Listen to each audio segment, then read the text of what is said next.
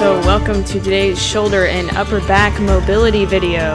Let's warm up with some arm circles. You can start going either forwards or backwards. Do this for a few minutes at a time to get that blood flowing into your arms.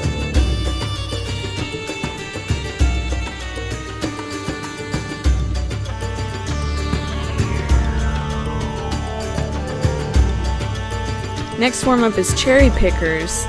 You're going to go down into a straddle stretch and then spring up to a flat back. Really let those arms fly up.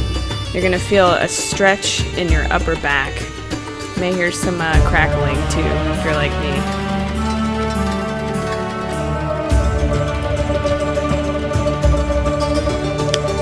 Our first mobility exercise, grab a dowel, a pole, or a broom even, and you're going to hold it in a wide grip.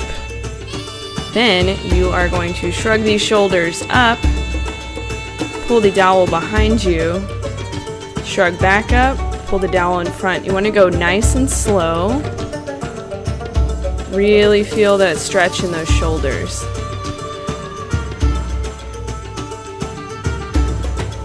And if your elbows are bending at all, make sure you take a wider grip. We want to have nice locked elbows, nice shoulder shrug.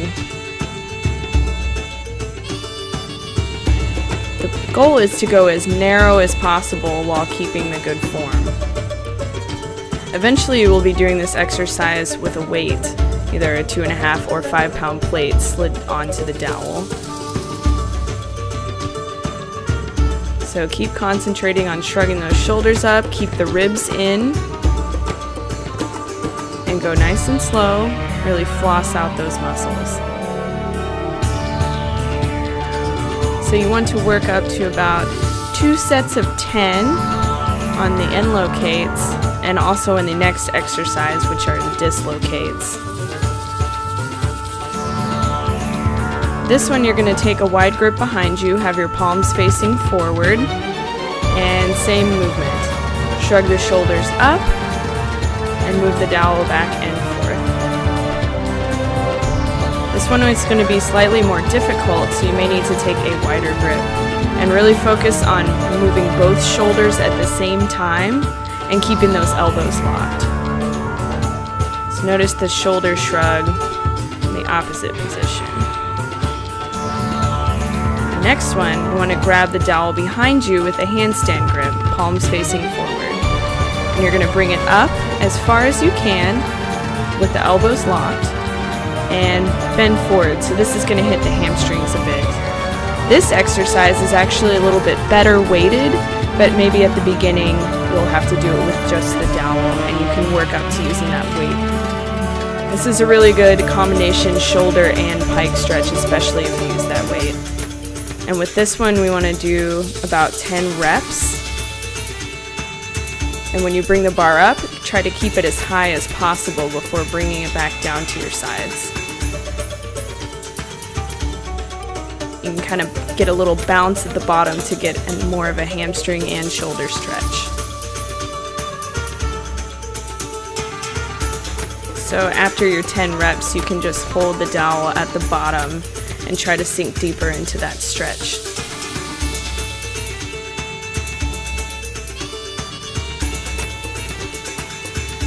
Now for shoulder stretches, put your arms in a letter A and you're going to roll to one side. Make sure those arms match.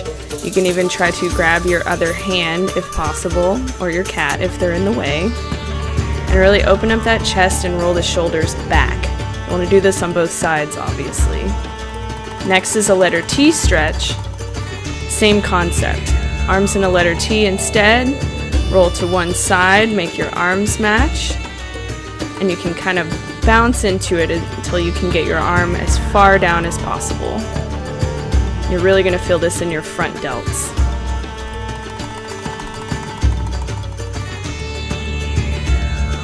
And our next stretch is going to be a little bit deeper. It's a letter Y stretch, so arm all the way vertical.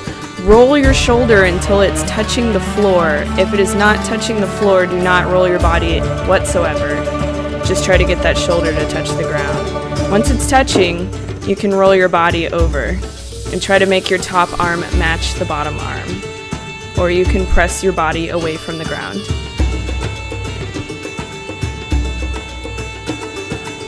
The next one is a tabletop.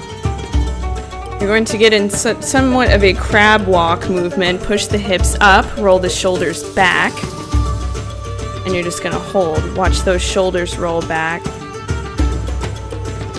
If you're having trouble getting into this one, you can do an exercise called table rockers, where you move the hips up and down to get out in and out of this position.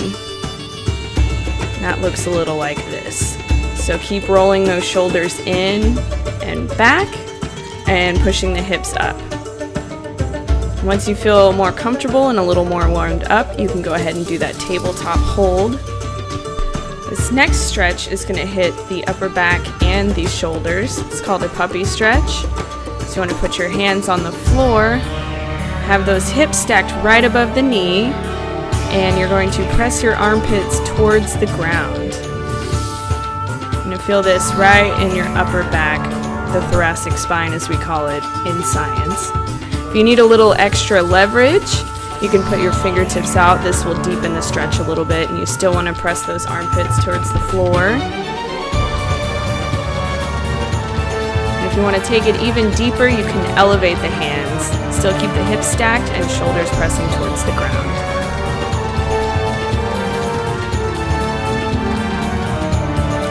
And we're back on the ground. This one's going to be for the rotator cuff. You want to put your hand right under the top of your butt, and you're going to press that wrist down and roll towards it. This may feel really pinchy in your rotator cuff area, which wraps all the way around the shoulder. And of course, you're going to do the other side. I find it a lot easier on one side. I'm sure everyone is uneven just like I am.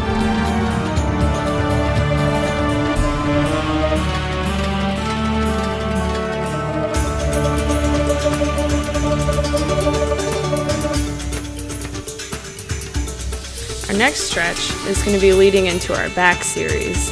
So you're going to lie down on the floor, get your heels as close to your hips as possible, put your hands under you, and push that hips and back up. This is going to be our first lead into back bends. It's a good place to start for anyone who has never really done back bends in their life. So keep pushing upwards. You want to hold this 60 to 90 seconds. Our next lead into back bends is the camel pose. You're going to grab your heels, roll your shoulders back, lean the head back, and you're going to try to push the hips forward. If you want to go a little deeper, grab the ankles and push the hips even more forward. And kind of bounce in and out. It's definitely a good idea to decompress the spine in between back stretches, so you can either rock and roll like shown here, or you can do a front bend such as a pike or straddle stretch. Our next one uses a resistance band. I wrap mine around my bed frame. That seems to work just fine for me. And then you'll want to lie on your belly. Grab the resistance band. Put your hands all the way up, and you want to try to stretch out the very top part of your back. This may be a little extreme for those of you who have never backbended, so it's something to try maybe after you've done a lot of these moves for a while.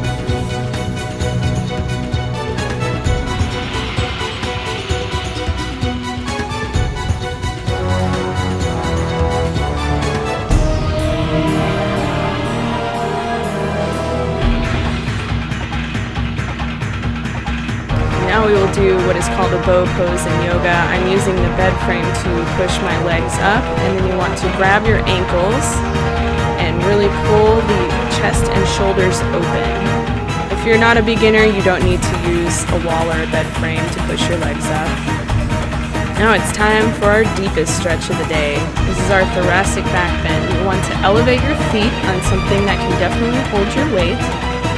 Put your hands right beside your head, and you're going to push up into a back bend. And you really want to push your shoulders and that upper back towards the opposing wall. You can push up in and out of it, as I am showing here. And if you're very new to this and you don't have the strength to push all the way up, grab a partner and have them spot you. We'll want to do at least 3 rounds of 60 to 90 seconds on that thoracic back bend.